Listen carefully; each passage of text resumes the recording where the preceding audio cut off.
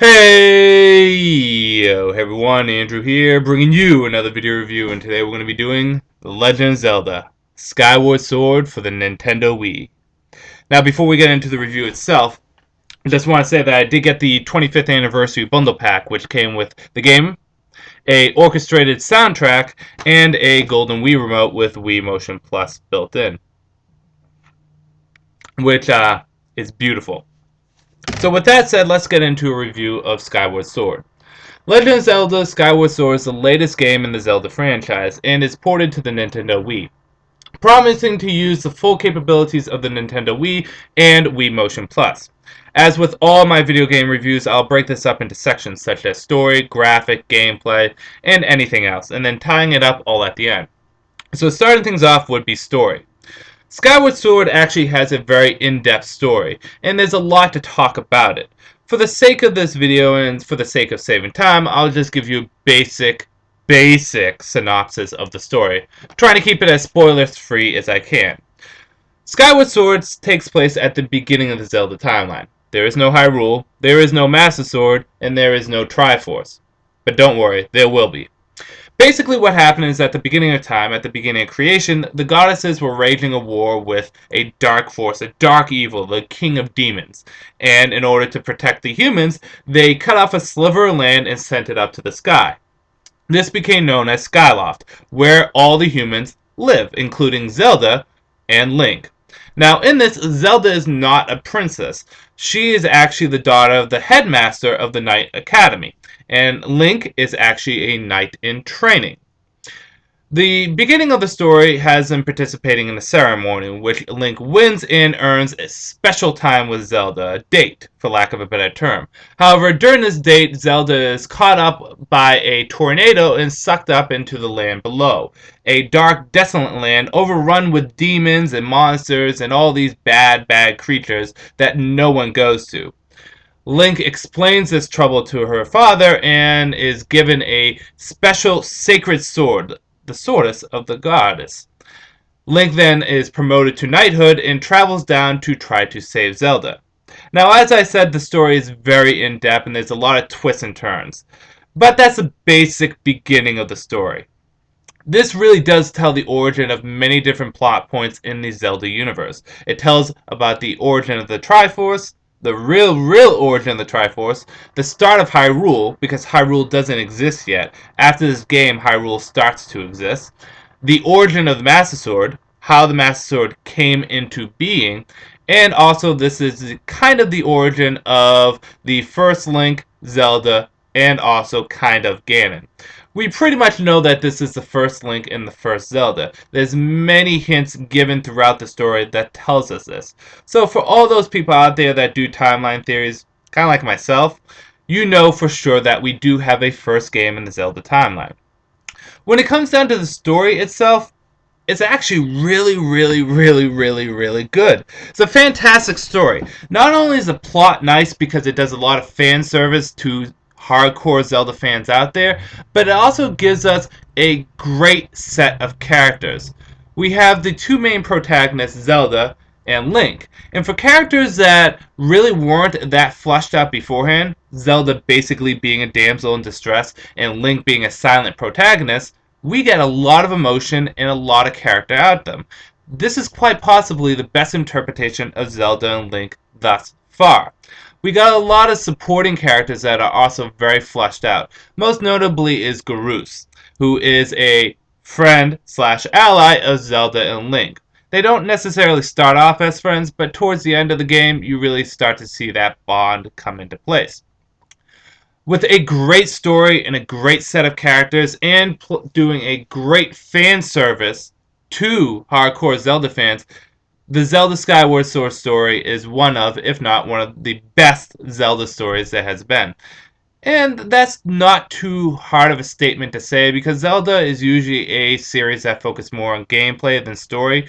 But since Ocarina of Time's story has become an incredibly big thing for Zelda, it's been progressively growing. And of the games that have been released thus far, out of all the Zelda games, Skyward Sword has the best story. And it is a great story. Graphics. Zelda Skyward Sword uses a unique blend of cel shading graphics and realistic graphics that we got from Wind Waker and Twilight Princess. It is said to have an impressionist artistic kind of design. This is a good blend between the two because in this game we get a realistic look for all the characters, such as the humans, Link, Zelda, many different of the races, the Gorons, the dragons, many of the enemies. But at the same time we get some kind of that cartoony style with some of the races too. It allows a lot of wiggle room for Zelda to be a very serious game, and the graphics interpret it as a serious game, and then also have that playfulness that Zelda can have, and allowing the graphics to have that playfulness. While the graphics aren't the most realistic thing out there, Sword shows that you do not need realistic graphics to have good graphics. Sometimes a certain art style given to graphics is all you need. And it was enjoyable, it was fun. I must admit that I was concerned going into this graphic wise because although Twilight Princess was not my favorite Zelda game and nowhere near it, it did have beautiful graphics. And this felt like it was a step down. But it's not necessarily a step down, it's actually just a step in a different direction. And I like to say a good different direction.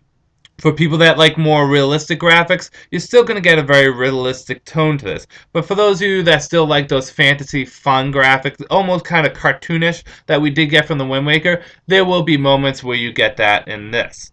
Again, it's very colorful, very vibrant, and it is in a great enjoyment with the graphics. Overall gameplay. Well, this is really the bread and butter of the Skyward Sword game. Although it does have a fantastic story and good graphics, it's really where the gameplay where it shines. Never before will you have a game that actually makes you feel like you're sword fighting. Now, in Twilight Princess, when it was released on the Wii, general directions of swipes will make a general swipe of the sword for Link. You throw your sword like that, Link will do a preset sword slash. This could be attributed to other kind of games too, like No More Heroes. There's really no sword play in that. However, with Skyward Sword, you get that one-to-one sword play. So my holding my Wii remote like this, Link is holding his sword like this. If I move it around, Link moves his sword around. And when I swipe my sword in that direction, Link swipes his sword. If I go like this, he goes like that. If I poke, he pokes. If I come up, he comes up. If I try to do an awkward maneuver like that, he does it like that.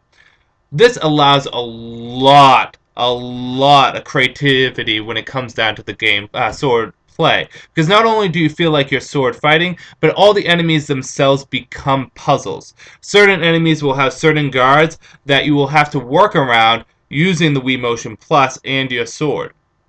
In addition to this, this ties into various different other tools and gameplay features. For example, different items that you have to use the Wii Remote in a certain way. You have your bow, pointing it, never felt better. Slingshot, same thing. Bombs, if you want to lift them up and toss them, you lift your Wii Remote up. If you want to roll them, bowl. If you just want to place them down, hold it as such. It gives a lot of variety when it comes down to the weapons and also some of the maneuverability of the characters, like when you're swimming or when you're on minecarts or even when you're on your bird, which I love Opponent to death, but your Lost Wing is fantastic. You can get from anywhere in the Zelda universe just by using that bird. And the controls are pretty simple. How you steer your Wii Remote is how the bird will fly. You want to go up that way. You want to dive down down. It is fantastic controlling when it comes down to the bird. Now, when it actually comes down to the levels itself and the overall gameplay of Zelda Skyward Sword itself, this has to be one of the most challenging Zelda games that you will get to play. Not only are the levels in-depth and have lots of enemies and puzzles for you to deal with, which are only enhanced even more by having the Wii Motion Plus and the sword play, this also gives you the dungeon-to-dungeon feel. Now, a lot of people were curious exactly what that meant. What it means is this, is that in order to get to a dungeon, you're going to have to go on a quest of itself just to get there. you will spend an hour to 2 hours just getting to the dungeon, and then the dungeon itself is another hour to 2 hours. There is a lot of gameplay and a lot of questing when it comes down to it. The main quest itself is long, in-depth, and challenging, and it is a bit linear, which isn't necessarily a bad thing. However, when parts of the side quests get opened up, the world gets a lot bigger and you get more of a feel of exploration, and you can go around and go to point A or point B or point C. So, it has a little bit for everyone when it comes down to if you want to play a linear game or if you just want to do some side questing. When I was going through this, I really just wanted to 100% it before I actually beat it. So I got up to the point when I got the Master Sword and the Ballad of Heroes, which is a song that you get. After I did that, I started doing more and more side questing, and I did a lot of side questing throughout the game. I had the game 100% completed, all upgrades, all heart pieces, all everything, every gratitude stone, every single goddess cube, all of it upgraded before I actually fought the final boss. So, there's a lot of maneuverability on what you want to do, despite the fact it has a linear main story. And this is no short game. When they said you would spend 50 to 100 hours just playing it, they weren't kidding. Not only is it challenging, but it is long and is in depth. You will spend hours of your life just playing this game and having fun doing it. So overall, the gameplay is some of the best gameplay I've ever had. Because see, the thing is that I am a hardcore gamer. I like challenges, and recently the Zelda games haven't been all that challenging. Skyward Sword, I like to say, is one of the most challenging Zelda games out there, without it actually becoming tedious. The gameplay itself is so appreciated, especially the sword play. Never will I feel comfortable going back to just pressing a trigger button or an A button to swipe a sword or to swipe an axe, like if I was playing Skyrim. God bless Skyrim, but you press the trigger to attack. Gets a little repetitive, but the gameplay is always fresh and new with Zelda because swipe, swipe, swipe, however you want, you're going to have to play like that. You can't just go in and start going like this because you're not going to win. You will get destroyed. Destroyed. You have to use your head and you have to be skillful to get through this game. So overall, the gameplay is fantastic. Let's bring it all together and wrap up on how I feel about this game. Well, if you saw my first impressions of the game, and if you've been listening to anything that I've been saying, you might have concluded that I love Zelda Skyward Sword. It has been getting a lot of praise from everyone, and rightfully so. I'm very critical on the Zelda series. It's my very favorite video game series, and I've been very critical on many of the Zelda games in the past few years. Twilight Princess, Phantom Hourglass, Spirit Tracks, Minish Cap, Four Swords Adventures, all of them were fun games, but they lacked a level of innovation and a level of challengingness to them. And the stories were kind of meh. Skyward Sword delivers everything that I've been wanting for a Zelda game for a long time, and delivered everything that I've been looking for a video game for a long time. So, this is a pretty bold statement that I'm going to say. Not only is this the best game on the Wii, not only is this the best Zelda game I've ever played, but this has now become my favorite game of all time. That's a pretty bold statement. I love so many different games out there. My former favorite game was actually another Zelda game, Ocarina of Time. However, as I play through this, Ocarina of Time and every Zelda game beforehand kind of pales in comparison when it comes down to the gameplay of this. It has such a rich, vibrant universe, tons of dungeons that are challenging. There's only really one boss that's kind of easy, and that's the Fire Temple or Earth Temple boss, which is that big little Dodonga wannabe that you have to throw bombs into. But besides that, all the bosses have a good range of challengingness to them. All the enemies are challenging, and the story is the best Zelda story that we've had thus far, and have an ending better than the Wind Waker, which is hard to top because Wind Waker did have a really good ending that brought the story together. But Skyward Sword has even a better ending. Characters that interact so well, just beautiful graphics, great gameplay. It is the best Zelda game. Period. That's a bold statement to say, but all that hype you've been hearing about Skyward Sword is well deserved, because this game is as good as everyone says it is. It has become my favorite game of all time, and I've played a lot of video games in my time, but I really, really, really enjoyed this game. It was, in one word, well, two actually, breathtaking. It took my breath away how much I enjoyed this game. Even from the very beginning when we were doing the tedious stuff, just learning how to play the game, the introductory stuff, it was fun and enjoyable. And there was never a moment in this game that I didn't enjoy. And like I said before, it is very challenging, but in no way, shape, or form tedious or hair pulling. I highly, highly, highly, highly recommend Zelda Skyward Sword. It will go down as one of the best games there has ever been, and is definitely the best game in the past 10 years. I'm not being biased with what I say, because like I said, I'm very critical, and I believe on giving honest reviews. And I am being honest here. Skyward Sword is the best there is, and you should pick it up without a doubt. So, now that you got that recommendation, for everyone out there that are Zelda fans, I will be posting up some more Zelda videos, particularly some timeline theory videos along with some other continuity videos.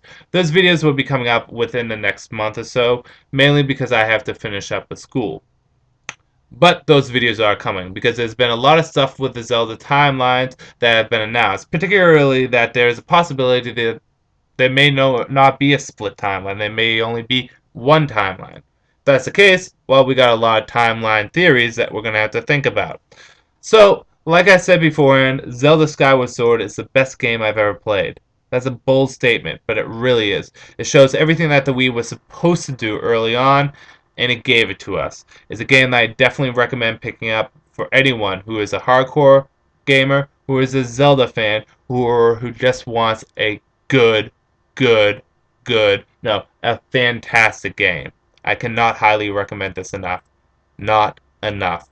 So with that said, I'm going to end this video here. This is Andrew saying, peace out for now.